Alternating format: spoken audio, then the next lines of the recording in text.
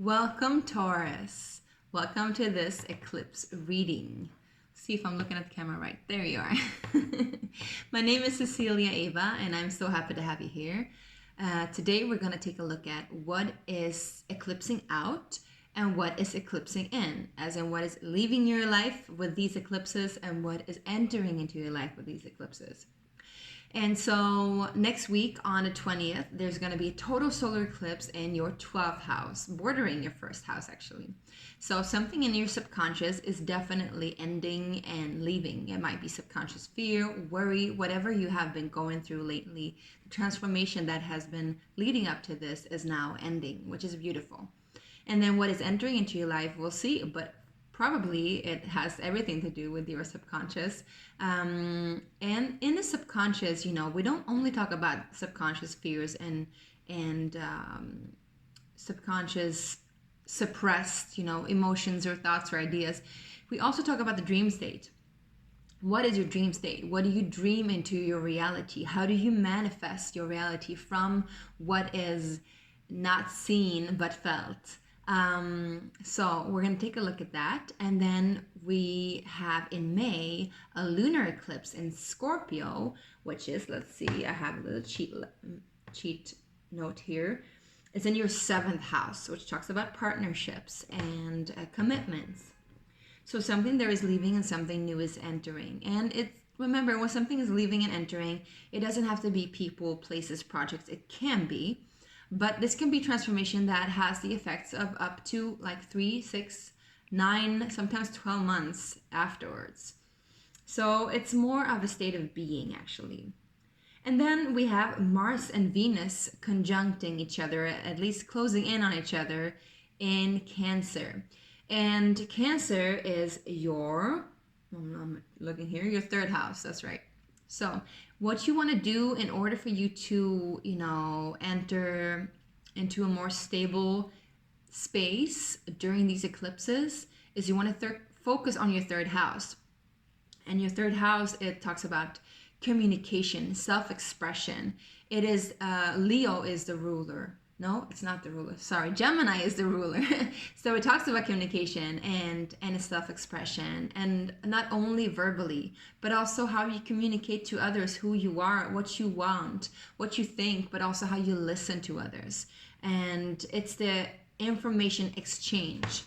So you might find a lot of, shared conversations with your friends and with your family, perhaps gathering information online, perhaps reading new things, reading books, reading old things will help you eclipse out what needs to leave and allow the new to enter. Okay? Beautiful. Now, let's see what we have in store in your tarot. So this is for my Taurus Sun, Moon, Rising, and Venus. Welcome all. Thank you so much. I'm so happy to have you here. So remember to always look at your at least rising sign, but you can view all of these aspects of your chart, like I just mentioned, whatever resonates, yeah? Remember, this is a general reading too, Taurus, so if it doesn't resonate, it's not for you. Let's see. What is eclipsing out? Let's take a look. What is eclipsing out from a beautiful Taurus? Taurus Sun, Taurus Moon, Taurus Rising, and Taurus Venus. We have the 8 of Pentacles. So something that has meant a lot of hard work, something that you've been working a lot on, or it could just be the action of hard work and hard labor. But it can also talk about, all the work and energy that you put into something. This could also mean that now it's time for you to receive something. So maybe you've been doing a lot of hard work. We're going to see what section it's about and what it's about later. But I feel intuitively that now it is time for you to receive. You've been working really hard towards something, and that work is done now. That work is over. And whatever it is that you've been working with or for or towards, now you're beginning to see the results of it. So now you can put down your, tools and just rest and receive. That's what I'm feeling for you. Now let's see what is entering into your life. Perhaps what you are receiving, yeah? Taurus, Taurus, Taurus. What is eclipsing into your life? We have the King of Swords, Which is interesting because this is actually what Aries had leaving them. Or the aspect of King of Swords. So I would say what is entering into your life is some sort of clarity. Clarity and ability to speak your truth. Ability to not only speak your truth, but know your truth. Center yourself. Be aligned with your truth, which is beautiful. So maybe now is also time for you to communicate what it is that you've been working so hard towards. Or perhaps you're shifting your perspective from where you are the one that's not seen, not heard, but just working diligently on something, to you actually being the ruler of something, the leader of something, being in the spotlight, you moving thoughts, ideas, communicating. Again, communication is really important. What also could be entering into your life is a person. It could be a Gemini, it could be Aquarius, it could be a Libra. Lost it there almost. But, you know, these can all also be aspects of you, of course, or somebody that has this heavily in their chart. So let's go deeper and see, my beautiful Taurus, what this is about through clarification. Yeah? Here you have him. The little King of Swords. Little. He's not so little. He's saying, I'm not little. Not little. Who are you talking about? Okay. So that was the Tattoo Tarot, and now we're gonna do with the Golden Art Nouveau Tarot a clarification. Let's see what is the Eight of Pentacles about? Please, for my beautiful Taurus, Taurus, Sun, Moon, Rising, Venus, Eight of Pentacles. So let's see. We have the Nine of Pentacles. I feel like this is you working for yourself as well, Taurus. Maybe you're working to satisfy your own needs. Maybe you are working by yourself. Maybe you're not taking help from anybody else. This indicates that that time of self-dependence or independence is over. And remember, there's a difference between independence, dependence, and interdependence. So interdependence is when we are allowed to be in our own self, but still also allowed to receive and reciprocate others' help or just presence in our life. And I feel like you are leaving that, whatever you've been going through by yourself, you're leaving now.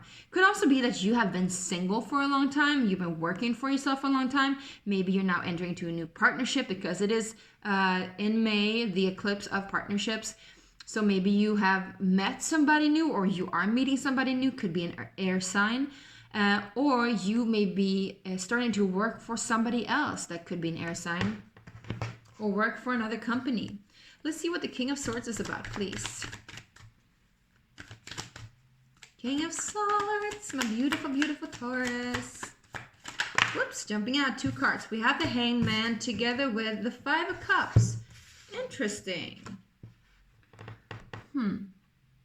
I feel like I need to clarify this deeper, actually. But let's take a look at this, yeah. So the King of Swords was entering into your life. I would say...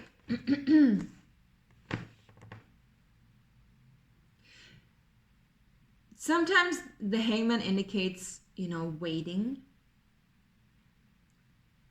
But during this waiting, things are tilted and things are shifted and things are seen from a new perspective. So it looks to me like you're seeing some kind of loss or grief from a new perspective because you're now more aligned with your truth.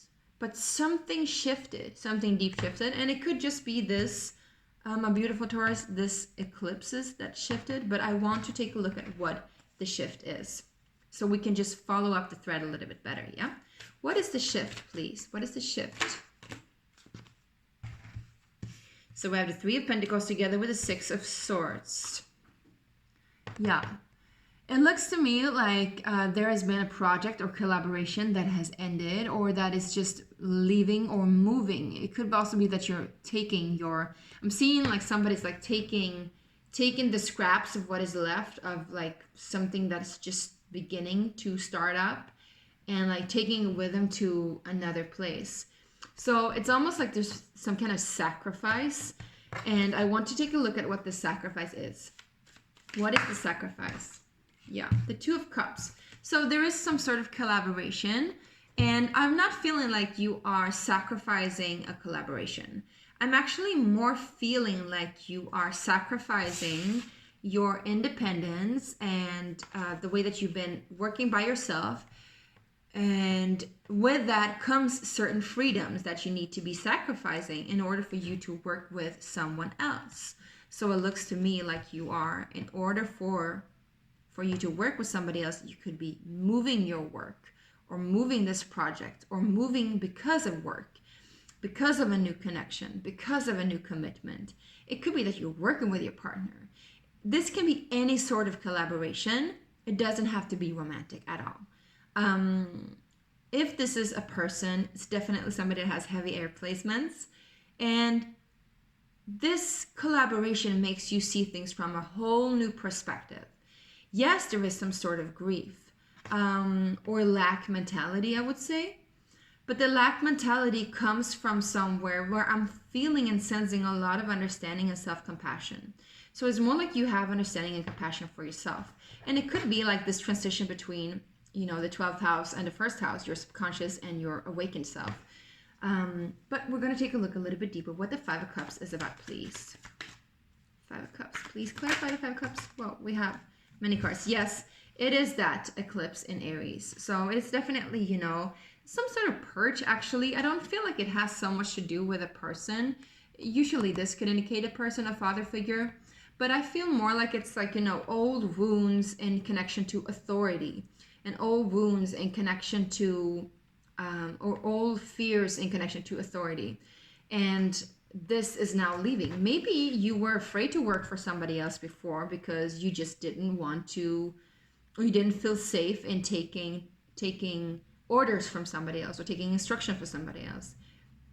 And now that you're letting go of that idea of always being by yourself and independent, or like independent and strong, you are allowing yourself to move into a shifted perception of connection and seeing more like an equal collaboration rather than inferior or, better or worse. Let's see.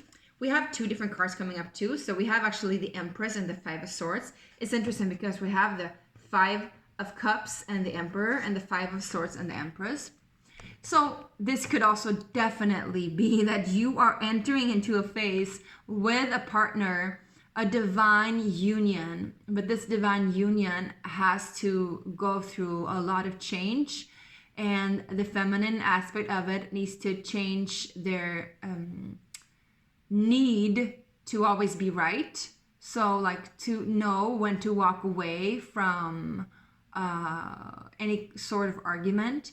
And the masculine needs to be able to grieve and feel his emotions, but also not like stay in the gut of some sort of sorrow, but just see that there's always an opportunity to embrace what is rather than what was. Yeah. So it looks to me like your masculine and feminine energy are actually growing up, but it takes a lot of change. It takes some sort of movement, and this eclipse is exactly what you need, Taurus. Exactly what you need. Because I'm seeing a lot of success, and I'm also seeing balance, justice, fairness. And I'm seeing this collaboration continuing on into a very, very fruitful collaboration. But first, something really needs to be cleared, and it's going to take a lot of strength and praising your union. Whatever union this is, if this is a Gemini you're dealing with, it definitely talks about that. But praising this union, look at that. You have the Magician, the 10 of Cups, the 10 of Pentacles. You have the Lovers, you have the 3 of Cups, and the Strength card. So you're definitely choosing to be in a connection with yourself and with another. But that connection first needs to fully like shift the perspective on, rather than lack and conflict, to see lack and conflict with compassion, with understanding, and knowing that it's nothing dangerous. When we can embrace our sorrow, we can grieve. And when we grieve, we are done with holding on to that. When we can embrace our differences, we don't need to fight over who's right. We can just allow us to be exactly who we are and to be in that beautiful union and that purity of heart and connection and collaboration.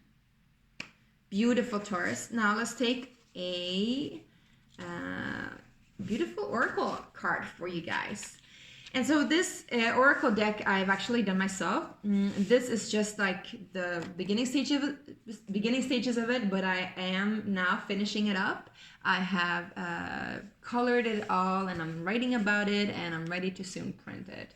If you want to contribute to this, please, you can contribute through my PayPal channel that is below.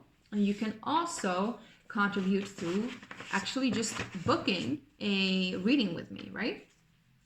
So yeah, this was the one that wanted to come up. And it says, surprise, karma cleanse. Karma cleanse. And it's exactly what I've been talking about. It indicates you letting go of the 12th house, what do I say? The 12th house, old baggage. I'm seeing like this, really dark, swampy kind of energy, like that is leaving you.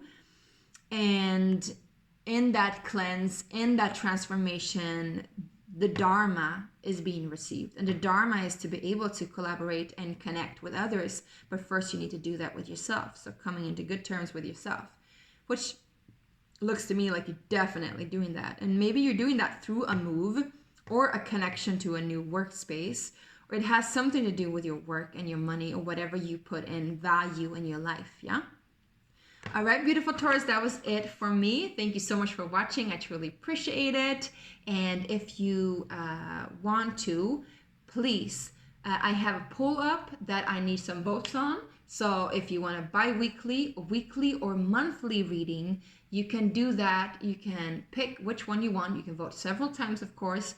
And I need some more input on that for the upcoming months ahead, yeah?